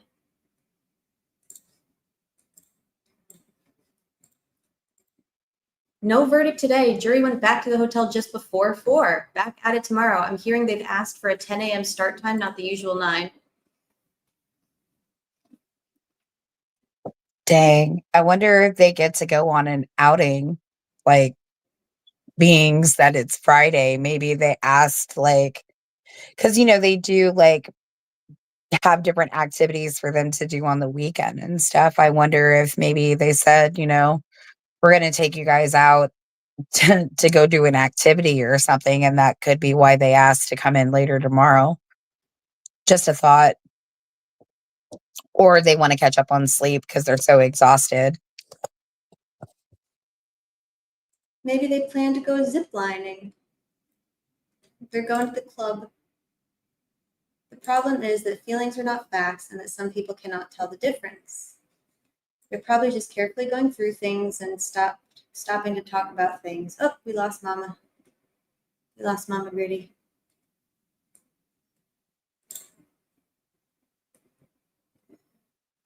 Acquittals often take longer than guilty verdicts, so I'm hoping that's the holdup. Maybe they're taking a trip to make-believe land with Nicholas McClellan. Interesting. That sounds like a fun trip. Scary one for sure. They can They want to go to the land of delusion. Yes, the land of delusion. Hello, Steve. Hello, Angel. Maybe a decision and they want to sleep on it. Maybe. We said that yesterday too, but sure. I guess I just, I've said how I feel about that. Perhaps they're trying to make a timeline and realizing it doesn't make sense. Ooh, that would be interesting if they were trying to actually reline out the timeline and figure out all of that. That's actually a really good point. Wannabe bodybuilder says they found Ron Logan not guilty within 2 news interviews. It's funny. They already had plans for Ron to begin with. What people don't really think about is that Ron Logan on March 8th, he had already had a violation of probation that was issued, prior to them going to search his house for the murders. And little known fact, what most people don't know is that there were actually 4 search warrants that were executed on Ron Logan's house. Not just the 2 that everybody hears in the public. There were 4 in total. Yeah, I believe that. I wonder if none of that could be admitted into evidence, so. Nope, because you can't even talk about Ron Logan. He's one of the individuals you can't even talk about. You can't go by a feeling. That's not what the justice system says. They're supposed to judge the facts, and there's plenty of facts that Rick Allen did not do this. Chameleon says, trying to sort out the timeline is like a Charlie Day manic whiteboard. You know, Charlie from Yes. It's Always Like, there is no something. You remember the episode, the mailroom episode, where him and Matt go and work for that company, and he's like, the people are not here. And he's chain smoking, and he's got the strings going across. Yeah. Mm-hmm. I've had Charlie moments. People have been asking for their mail for days. What are you talking about? Oh, Lysandra says, Ron Logan did it and got away with it. I said it from the get-go. Even when you take those silly measurements of meters, it points to him. I can't exclude his involvement. I never have been able to, and until I hear or learn something new, I never will. But I also It's always sus to me, the phone activity that was going on at 2:09 p.m. and then the other phone activity that was going on at, I think it was 10:19 p.m., where they said that his phone was around the area of the scene. How do people not look at that and think about that?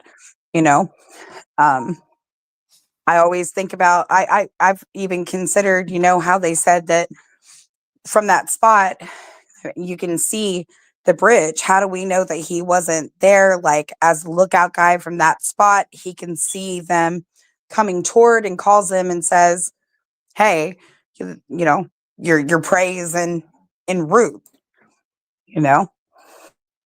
Mm-hmm. It's a little bit too much for me to A little bit too coincidental, isn't it? exclude something like this. I just can't. And the reality is, who's Ron Logan connected to? No one good. Nobody good. Oh yeah, the connections. They say the connection that Ron Logan was related to a guy that's kind of like higher up in the political realms. I've heard that rumor for years, actually. Yeah, there's so much lore and like, oh, I could go on. I don't know. I did like a 6-hour live about Ron Logan the other day because the amount of evidence that there's not for Rick, and the amount of If evidence. anybody is really dug into Ron Logan, you guys definitely have dug in quite a bit with him.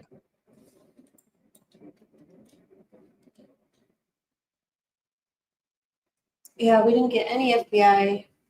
We didn't really get to see anything. We didn't really get to, there was really no evidence presented in this case that I believe to be actually relevant to the truth of what occurred. You know, I don't know.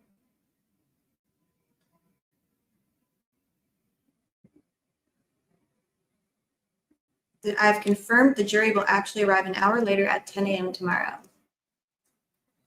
All right. All right. Well, that's good to know. Good to know. Everybody will be bright-eyed and bushy-tailed and ready for the jury to come to a conclusion. I know that much.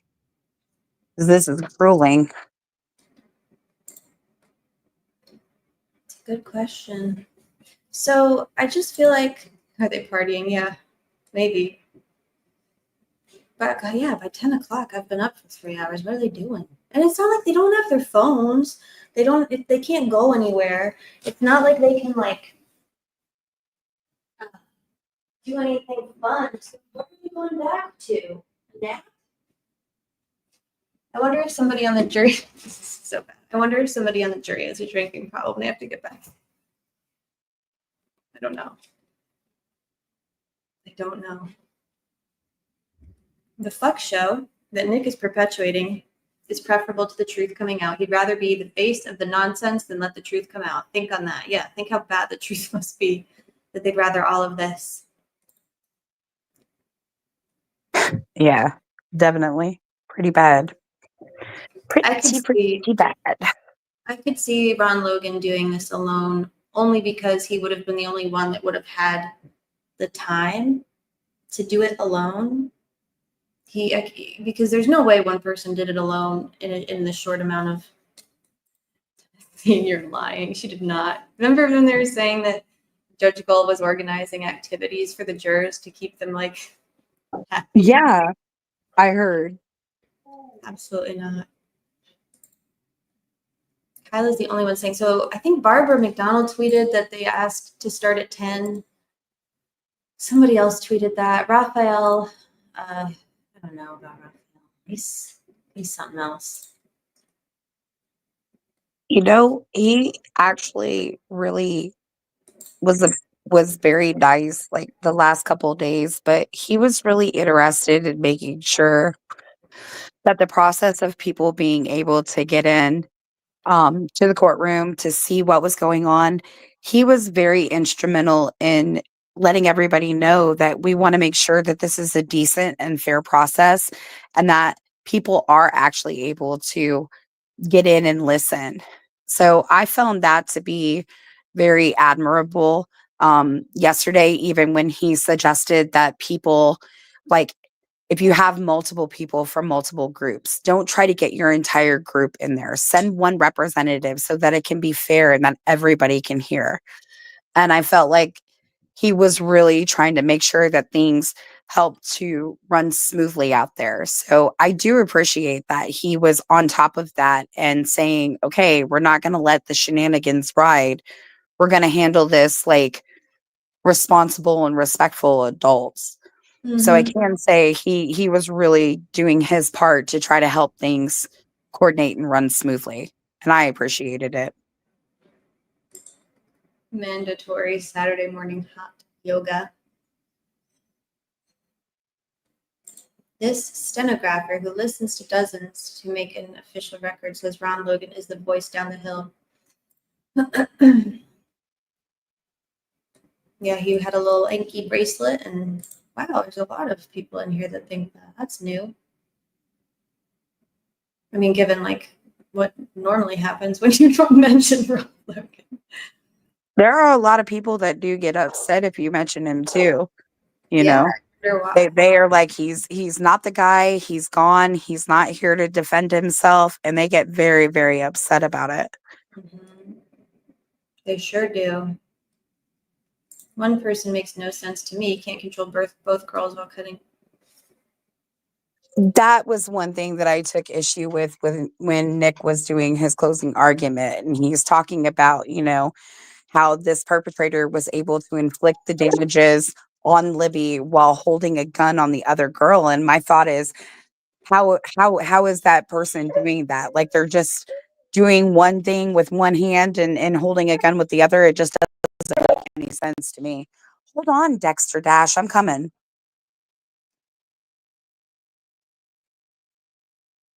When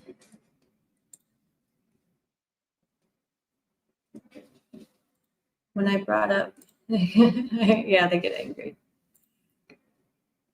No one would know.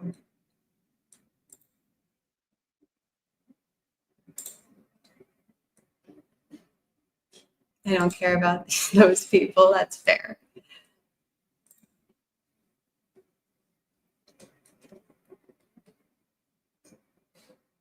One-hour session of investigating with Mullen before deliberations resume.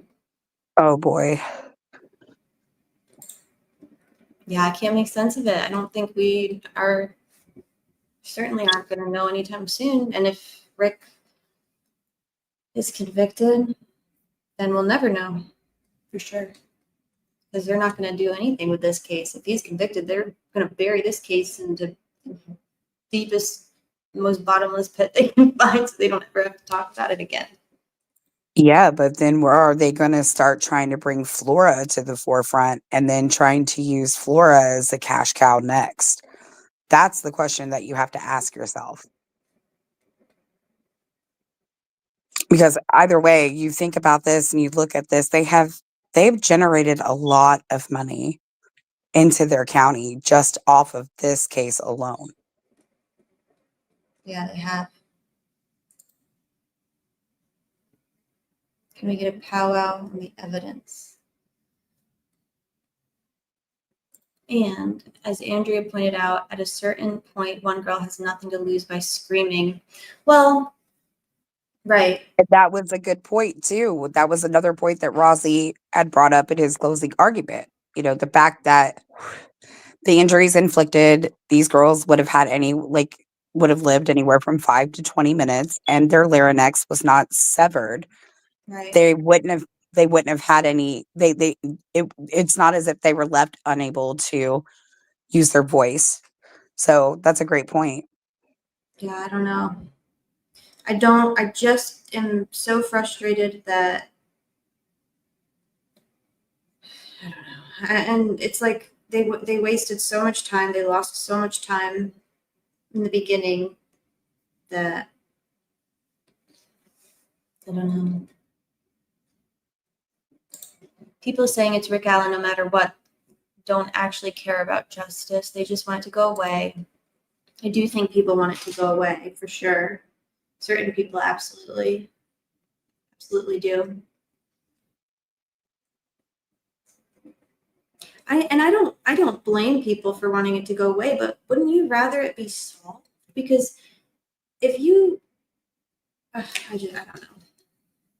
The question that I honestly have, and I'm not trying to be funny here, is remember when we looked at the city council meetings when Nick was asking for money to build the new prosecutor's office in that historical building? And he's like, I don't need a bathroom, but I do need an evidence room for the Yeah. Delphi evidence. Right. I'm wondering why you would still need an evidence room to preserve that particular evidence in. If you think that this guy is the only guy, that he's a lone wolf, that he committed the crime himself, why would you need a secondary room to store the evidence from this case in?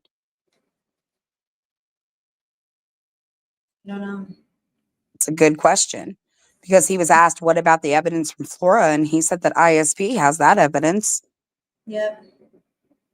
This is a good point, Cheryl. Yeah, 6 children have been murdered. There's a lot of people who want this to go away, for sure. For sure. Not getting core body temperatures on site was mistake number 1. Remember when McClellan said we're drowning right now? Yeah. Mm-hmm. I mean, hell, you still have the case of that kid that stuck his feet in the creek and got carried off by the waves. He's still reported as missing. They've never even found that child's body, but he was presumed to be deceased and drowned. But yeah, they still haven't found that 4-year-old kid at all. Oh, who got swept up in Deer Creek, you mean? Yeah. It's awful. Owen Jones. Yes. Mm-hmm.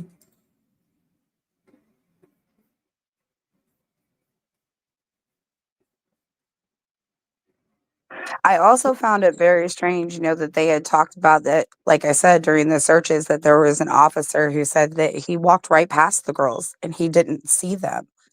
Like, I don't understand how during the search you could walk past that area and not see the girls. I don't understand that.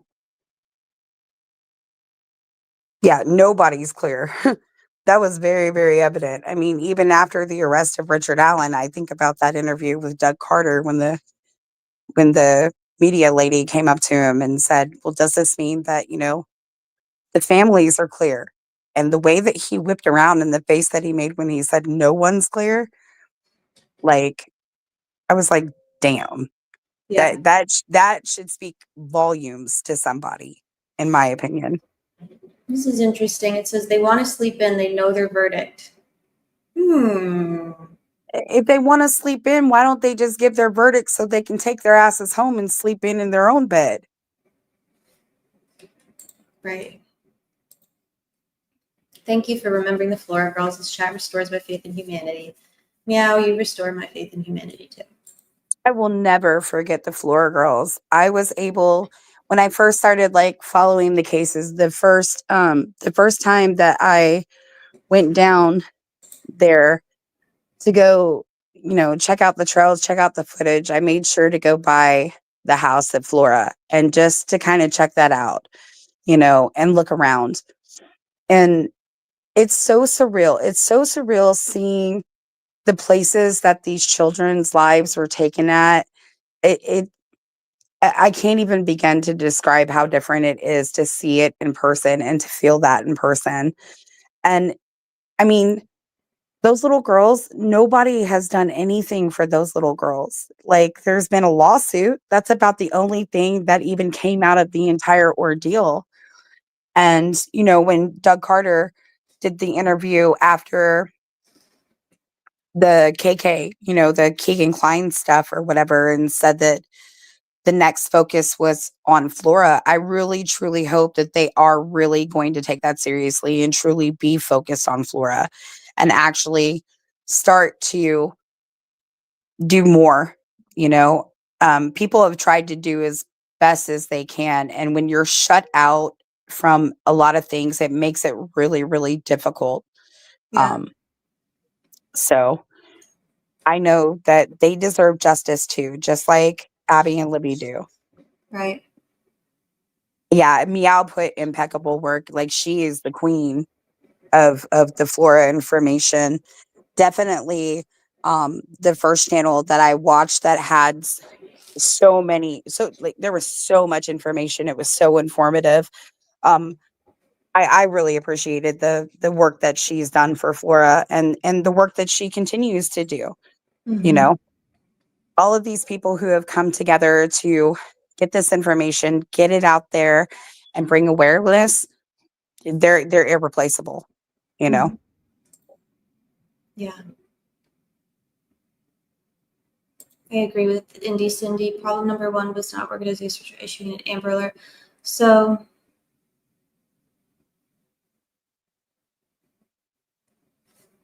yeah, they should have issued an Amber Alert. I know a lot of people disagree with me on that, but the fact is you don't need a vehicle description for an Amber Alert, period. You just need to believe that the child is in danger. That's literally it. And they should have issued one. And just being missing alone, that is cause for an Amber Alert. I absolutely agree with you. 100%. They shouldn't have called off the search either. It Right. always bothered me that the dogs got sent back.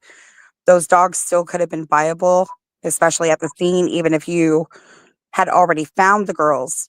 Those dogs could have been helpful in maybe finding evidence, finding a trail, leading to something or somebody. So it's terrible. It's terrible.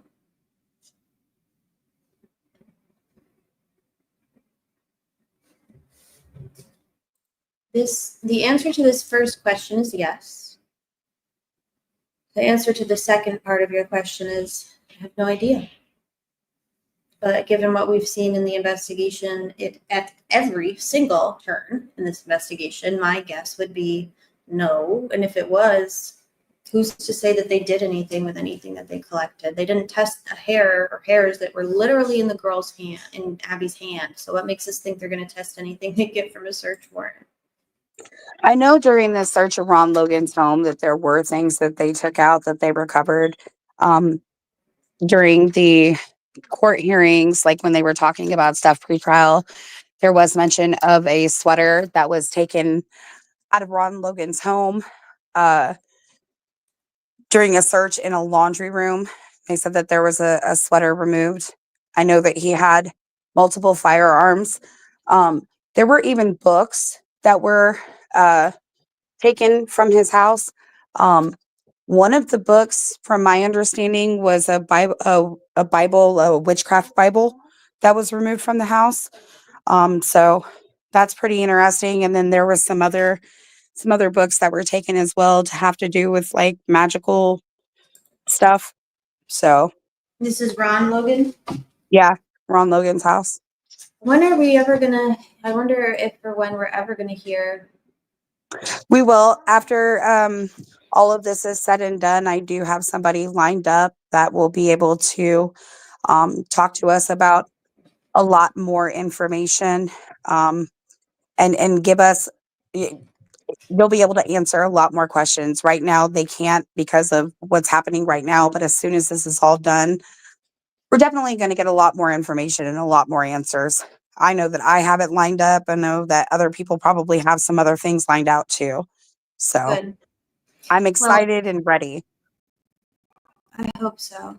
And in the meantime, I'm going to take the dog out and probably I'm going to end the stream for now. And maybe, I don't know, if something happens, we'll talk later. But thank you, Gritty, again, as always, for hanging out with me and talking to me.